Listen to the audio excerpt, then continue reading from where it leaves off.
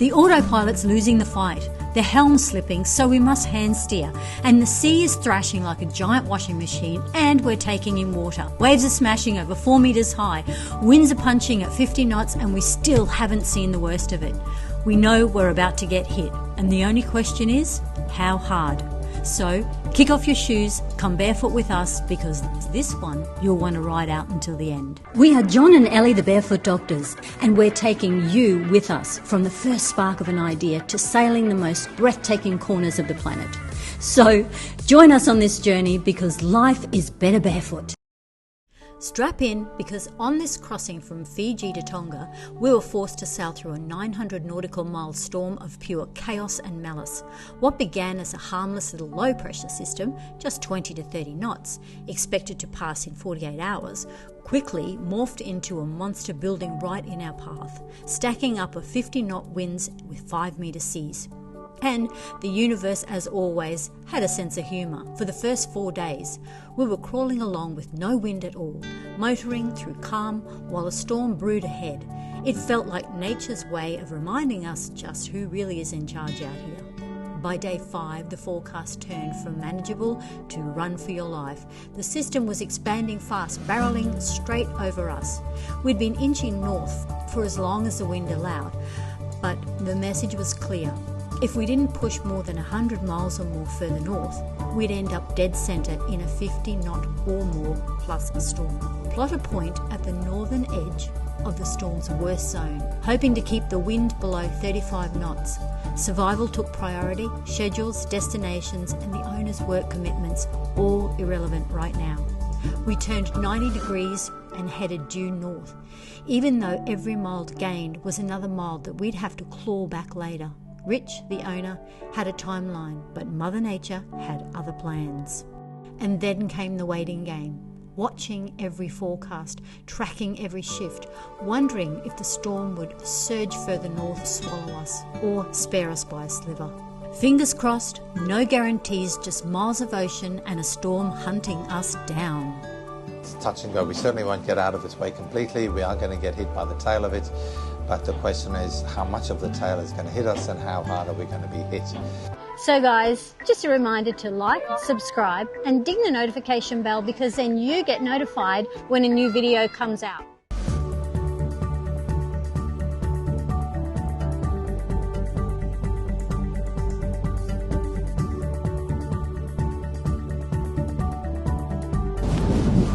So this is what it looks like from the outside, guys.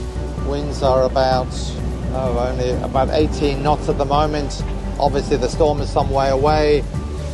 We have huge black clouds over there. I don't know if you're going to be able to see that, but here we are sailing along at 7 to 8.5 knots. At the moment it's kind of eased off a bit. It's only 16 knots apparent, but we're getting really good speed, so this is racing us northwards to try and get out of the way of the storm. When we turned north, as you can see, we have northeasterly winds, and because there is a system approaching, this wind will curve anti-clockwise, going to the north and then to the northwest. But at this stage we are very happy to get favourable winds to run away from the eye of this storm. So sailing under auto helm, that's the wind, 16 to 20 knots. So we have quite a bright night, but over there, huge black cloud. The big storm is away to the left of us over in that direction. And wish us luck, guys. It is really quite a worrying storm that has intensified over the last week. Fingers crossed.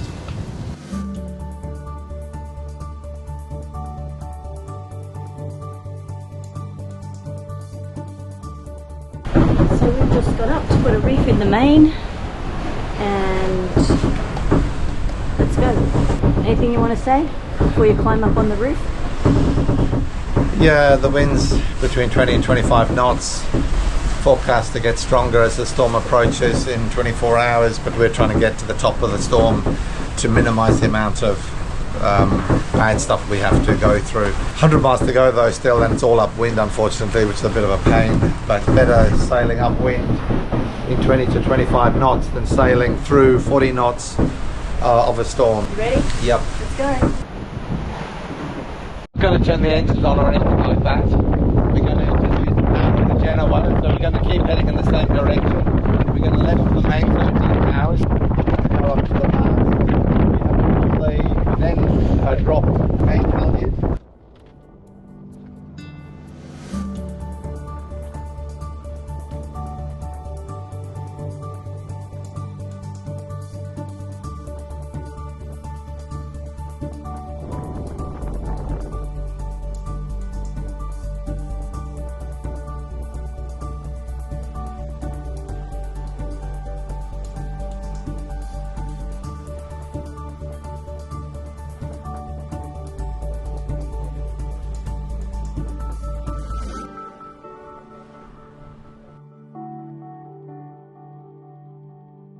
We spent the last 15 hours or so heading upwind to get north of the storm, and we now check the weather and we think we're level with the top end of it.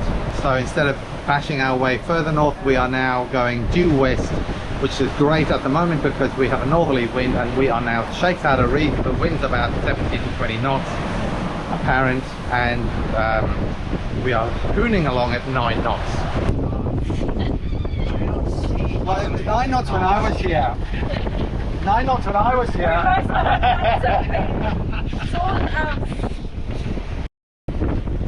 9.5.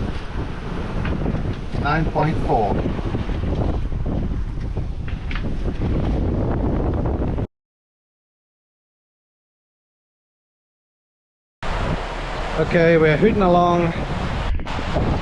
There is the teaser. But no fish. Where the hell are the fish? I know they can't hear me. Single reef main. Full Genoa. Starling.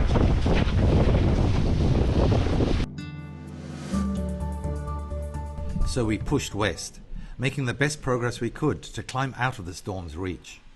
Every mile mattered, and we hoped, truly hoped, that it would pass below.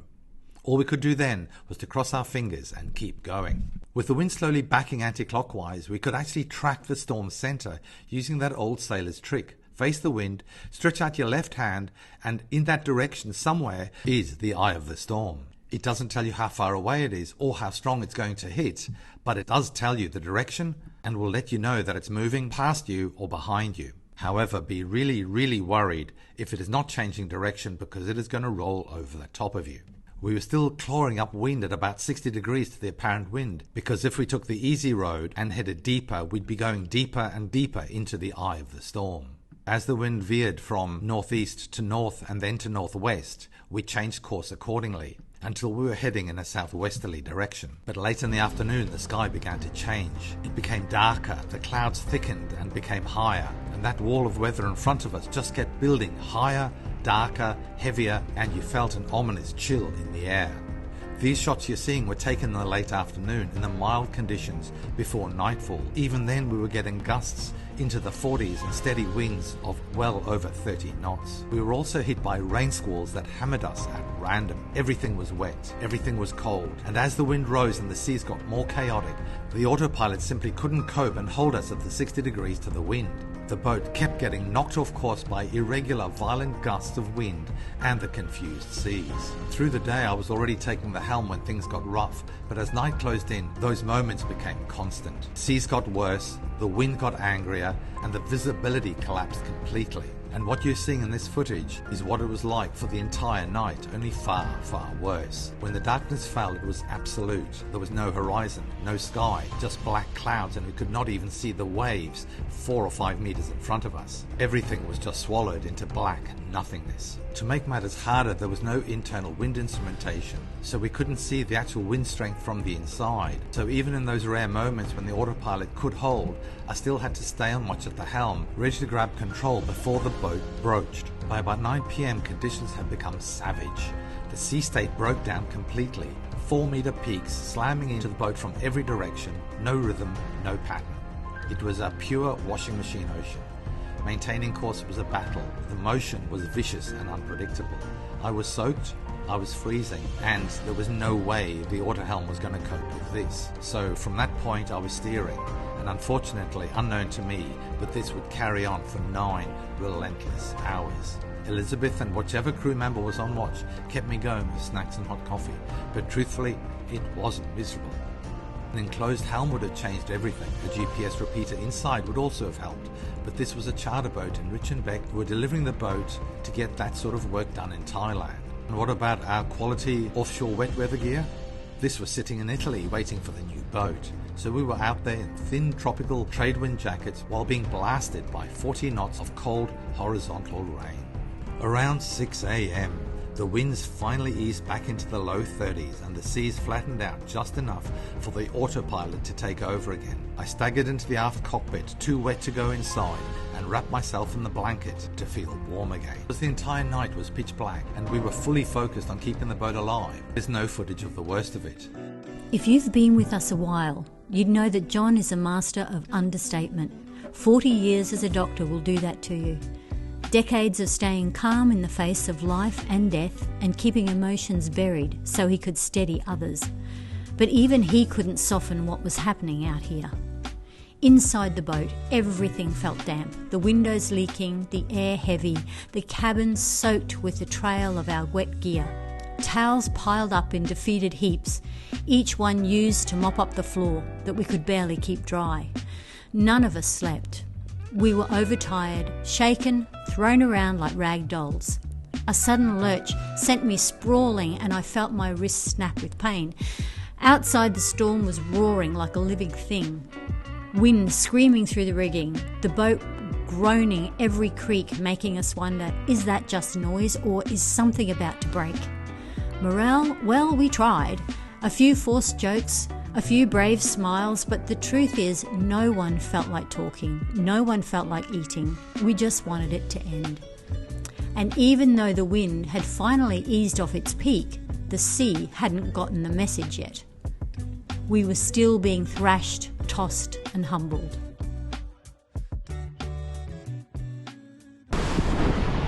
So, the wind's blowing 32 knots.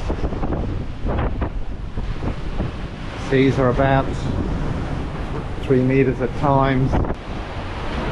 Inwards through the night. The seas are very confused and it's been a very unpleasant night actually.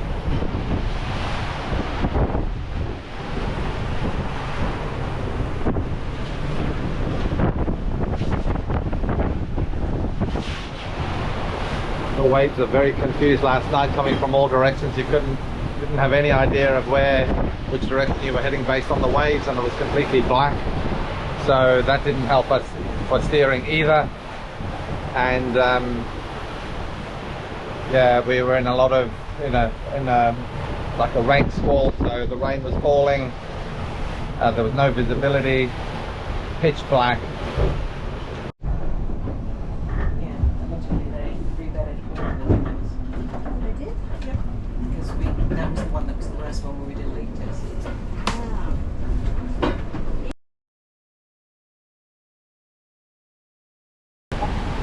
So this is day 6. We have been through the worst of the storm now, and now the wind's eased off to a nice gentle 27 knots. So it's much more pleasant. The sea is starting to flatten out, although there's still a fair amount of waves. The waves will keep on going, we believe, for a few days after a big storm like that anyway. So even when the winds drop down to 15 knots, we're still going to have horrible seas. Honey, it's day 7. Oh. Day 7, is it? I'm corrected. This is day 7. Who's counting? So I'll take you up to see everything, but I won't be able to. So here you can see the wind speed at 27 knots and the apparent wind angle of 60 degrees. This is the same angle we've held really for the last 24 hours. Sailing along at 7 to 8 knots. with a double reef main and a reef Genoa, and most importantly the auto helm is now coping. At this point we know we've been through the worst of the storm, but we are still in 25 to 30 knots of wind, sailing into the wind at 60 degrees, and the sea is still unpleasant. We know we have to get away from these westerly winds and through this transition zone and sail south until we get into the proper trade winds. This is still unpleasant, and everyone is asking, when will it end? When will we be out of it? When will it be pleasant? And although we know it will happen, we don't know when. Okay guys, so this is about 6:30 in the morning. I'm on the 6 a.m. to 10 shift, and because we're moving time zones, it's still dark. Dawn here I think is going to be at about 7 a.m. but in really high point at the moment, because we have just sailed through this big front, rough water, high winds, lots of rain squalls. We were getting westerly winds, which obviously is a major pain in the backside when you're trying to go west. So we were fighting that, sailing kind of towards it and through as we went through this horrible strong wind area in kind of that direction. And as we came out of it, the winds turned to the south, and we're obviously trying to get down into this band of wind which is coming from the southeast. So we were hard on the wind basically as it was a westerly, trying to get across this blue calm patch. Then the wind swung to the south as we were close to the blue patch. Then the wind calmed down. We had to motor for an hour to get across the blue patch, and then suddenly we were hit with southeasterly winds. Whoa, behind us. This is such a happy day.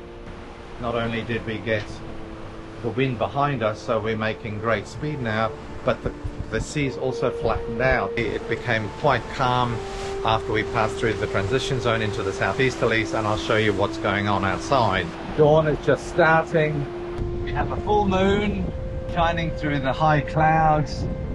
16 knots of wind. We're doing 8.7, 9, 9.5 and 10 knots.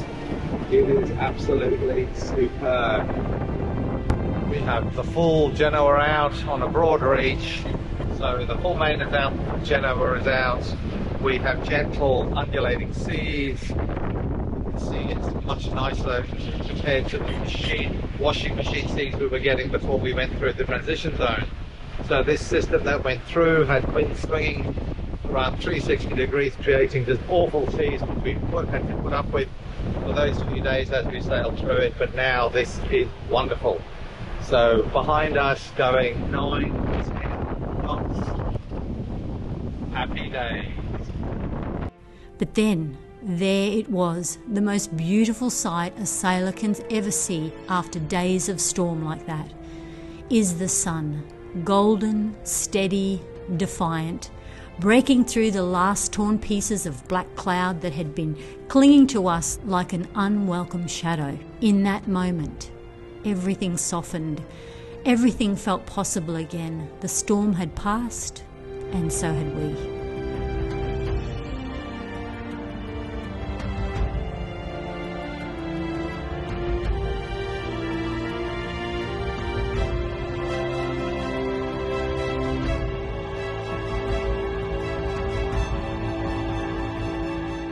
We hope you enjoyed this week's episode, and thanks to our awesome Patreons whose money helps us save lives around the world. Please make sure you subscribe and ding the bell so you don't miss out on any of the exciting upcoming episodes. Hold on to your dreams, because like the wind in the sails, they propel you towards endless possibilities.